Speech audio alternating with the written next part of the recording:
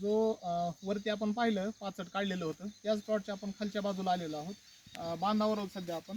बांधावर असताना बांधाच्या कडीला प्रत्येकाच्या शेतामध्ये पाणी थांबतं.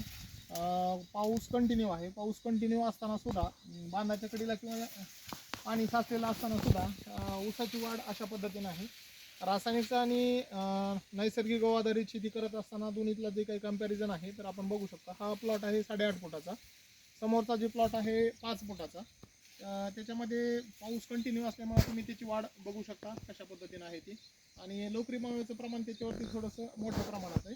आपल्याकडे कुठंतरी जाणवतंय. पण ऊसाची वाढ पाणी साचलेलं असताना सुद्धा ऊसाची वाढ जोमदार झालेली आहे किंवा मग पाणी साचलेल्याचा काहीही परिणाम झालेला नाही अशा पद्धतीनं लक्षात येते याच्यामध्ये. हाही प्लॉट आपलाच आहे. 5 फुटाच्या पट्ट्यामध्ये रासायनिकमध्ये काम केलेलं होतं. आपण शिकण्यासाठी तो अर्धा एकरचा सेपरेट प्लॉट घेतलेला आहे नैसर्गिक शेती करण्यासाठी. ह्याच्यामध्ये रासायनिकमध्ये आपण काय केलं होतं, लागवड सोबतच केली होती. हाही 15 नोव्हेंबरचाच लागवड आहे. सोबत 5 फुटाचा पट्टा आहे. त्याच्यामध्ये कुठलंही आंतरपीक वगैरे बेवड पीक घेतलेलं नाही किंवा पाणी व्यवस्थापन नैसर्गिक पद्धतीने ह्याला कुठली ट्रीटमेंट दिलेली नाही. रेग्युलरमध्ये जे काही चालू आहे आपलं ज्या पद्धतीने सांगितलं जातं त्या पद्धतीने रासायनिकवर चालू आहे. रासायनिकनं चालू आहे. तर याच्यामध्ये ऊसाची वाढ कमी आहे, ऊसाचे फुटवे कमी आहेत. त्याच्यानंतर मग ऊसाचं टनेज सुद्धा आपल्याला ह्याच्यामध्ये कमी मिळू शकतं.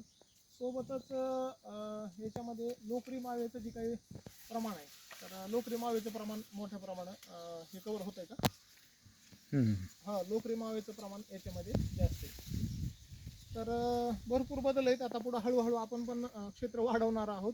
नैसर्गिक पद्धतीनं जो काही बदल आहे तो आपल्याला प्रत्यक्ष आपल्या डोळ्यासमोर असल्यामुळं हेही पुढं क्षेत्र आपण नैसर्गिक पद्धतीनं करायचा प्रयत्न करणार आहोत.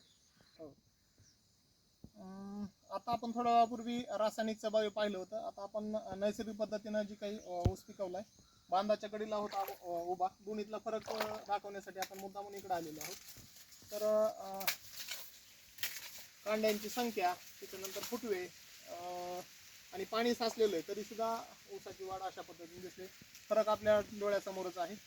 अशा पद्धतीने आपण नियोजन केलेलं आहे. ठीक आहे. तो 5 फुटी पट्टा आहे हा. आणि ह्यो हा 8 फुटी 8 फुटी पट्टा आहे. 8 फुटी पट्टा आहे, तो 5 फुटी. 8 फुटी पट्ट्यामध्ये हवा खेळती राहते, एकदम मोकळं चालता येतंय. त्याच्यामध्ये दाटण होती आणि ऊसाचा आवरेज आपल्याला त्याच्यापेक्षा याच्यामध्ये काय कमी निघणार नाही. उलट याच्यामध्ये जास्तच आवरेज निघाला आणि याचा आपण गुळ तयार करतोय त्याच्यामुळे आपण अजून प्रॉफिटेबल राहणार आहोत याच्यामध्ये.